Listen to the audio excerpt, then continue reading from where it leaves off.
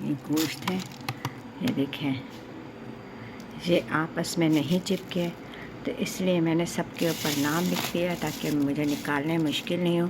अक्सर ये होता है कि गोश्त की थैलियाँ जो आपस में चिपक जाती हैं, उसके लिए ये है कि आप जब रखें तो 1 घंटे बाद जो स्पेस है इसके ऊपर से यूँ हिला दें, शॉपर को सबको यूँ करके ऐसे आपने हिला देना है ताकि वो चिपके नहीं। फिर उसके बाद दूसरे दिन भी आपने ये करना है कि सारे शॉपर के यूँ करके, जैसे ये देखें, ये पत्थर बना हुआ है ये, लेकिन ये शॉपर चिपके नहीं आपस में। अब ये है, मुझे इसको हिलाने में मुश्किल हो रही है, तो इसके लिए मैंने क्या किया, ये देखिए सारे यूँ करके आपने, ये देखिए मैं आपको ये हिला के दिखा रही हूँ।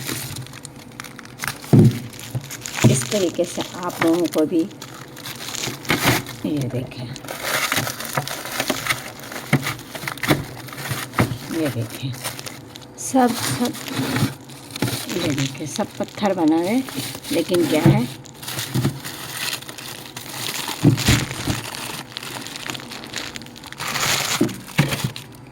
ये देखिए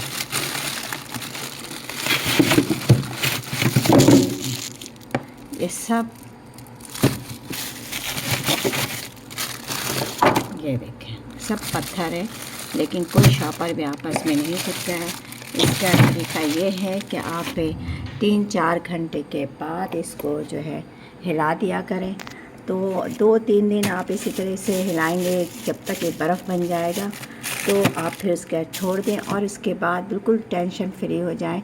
जब भी कोई दिल चाहे, कोई किसी भी शॉपर को यूँ निकाला, पत्थर बना, पानी में डालें और मेल्ट कर लें। और यहाँ पे ये नहीं कि फ्रिज बंद करना है और शॉपर निकालना है, ऐसी कोई टेंशन नहीं होगी। टेंशन फ्री होकर आप लोग इस तरीके से शॉपर को डिफ्रॉस्ट करें गोश्त को और हिला दिया करें। सबसे मैंने ये देखें पत्थर बना हुआ है, लेकिन सबको मैंने हिला दिया था, तो अब मुझे टेंशन नहीं है। अब मेरा जब भी दिल चाहेगा मैं हर एक 2 दिन 3 दिन के बाद सारे शॉपर को यूँ हिला दूँगी और ये वैसे ही रहेंगे। फिर मुझे ये नहीं कि फ्रिज बंद करूँ, पानी रसेगा और फ्रिज बंद करने के बाद गोश्त की थैलियों को निकालने का यही होता है कि 2 दिन फ्रिज बंद करो और डिफ्रीज़र बंद करो, और फिर उसके बाद जब वो मेल्ट होगा, खून अलग फ्रिज में जम रहा होता है, तो बड़ी गंदगी हो जाती है। इस गंदगी से बचने के लिए आप ये है कि आपको थोड़ी सी मेहनत करनी पड़ेगी इस तरीके से हिलाने में, कि हर एक 2-3 घंटे बाद, 4 घंटे बाद आपने शॉपर को हिलाना है। अगर शॉपर जम भी रहा हो, लेकिन फिर भी आप 2-3 शॉपर ऊपर से निकाल के नीचे वाले शॉपर को हिला दें।